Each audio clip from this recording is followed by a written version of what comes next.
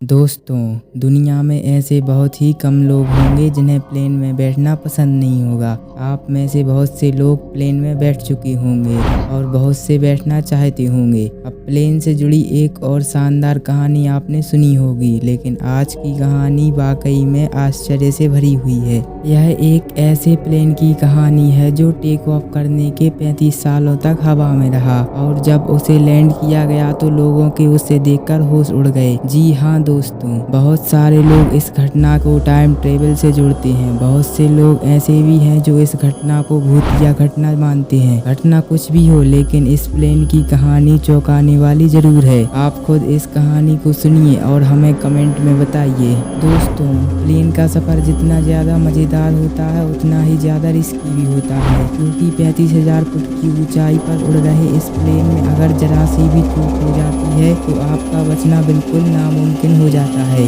लेकिन आज की इस कहानी की बात ही कुछ और है। हम बात कर रहे हैं ब्राजील की फ्लाइट नंबर 513 की। तारीख थी 4 सितंबर 1954। सैंटियागो फ्लाइट 513 वेस्ट जर्मनी के एशियन इंटरनेशनल एयरपोर्ट से उड़ान भरती है। इस प्लेन को ब्राजील के पोर्टो इंटरनेशनल एयरपोर्ट पर पहुंचना था, जिसकी दूरी करीब 18 घंटे की है। यह फ्लाइट 88 पैसेंजर और 4 क्रू मेंबर के साथ जर्मनी से अपने देश ब्राज़ील आ रही थी और फ्लाइट के कैप्टन थे मिगुएल विक्टर क्यूरी।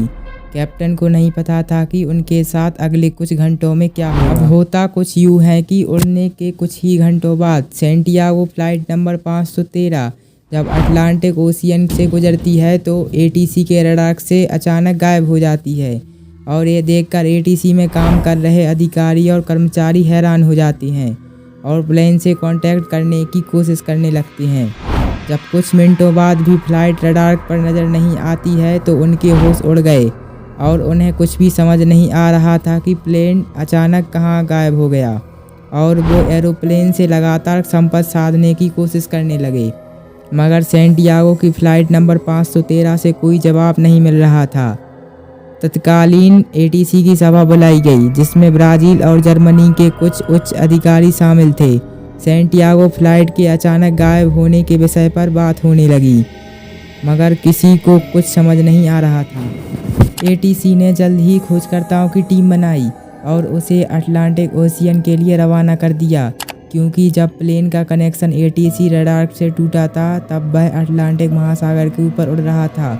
आमतौर पर जब कभी भी ऐसा होता है तो मान लिया जाता है कि कोई दुर्घटना हो गई। इस केस में भी एटीसी को लगा सैंटियागो फ्लाइट नंबर 513 भी किसी दुर्घटना का शिकार हो गई, मगर जब खोजकर्ताओं की टीम अटलांटिक महासागर में पहुंची तो उन्हें प्लेन का कोई भी मलबा नहीं मिला और ना ही सफ़र कर रहे किसी भी यात्री की बॉडी। तो एटीसी को लगा कि हो सकता है कि प्लेन क्रैश होकर सागर की गहराइयों में चला गया और इसके लिए भी टीम बनाई गई। खोजकर्ताओं की टीम ने हर वो जगह छान ली जहां प्लेन के होने की संभावना थी, मगर कोई भी सुराग हाथ नहीं लगा। एरोप्लेन के इस तरह से गायब हो जाने से सफ़र कर रहे यात्रियों के घर वाले बहुत दुखी थे और जानना चाहते थे कि प्लेन के साथ आखिर क्या हुआ। सैंटियागो एयरलाइंस के पास इसका कोई जवाब नहीं था।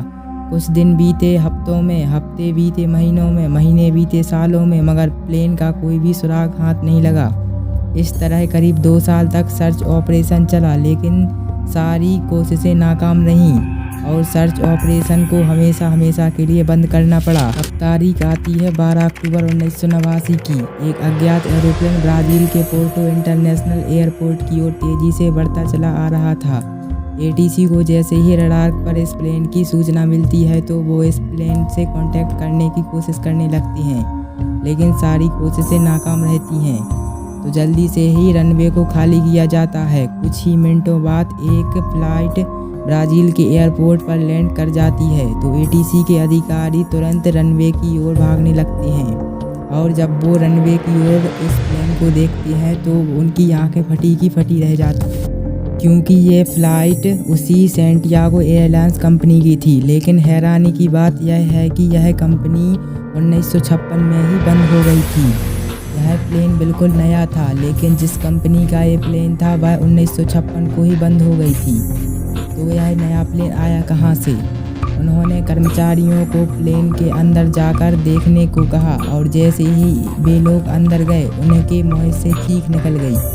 प्लेन पूरा कंकालों से भरा हुआ था। हर सीट पर कंकाल बैठे थे। कैप्टन भी मर चुके थे। यह फ्लाइट वही थी, सैंटियागो फ्लाइट नंबर 513।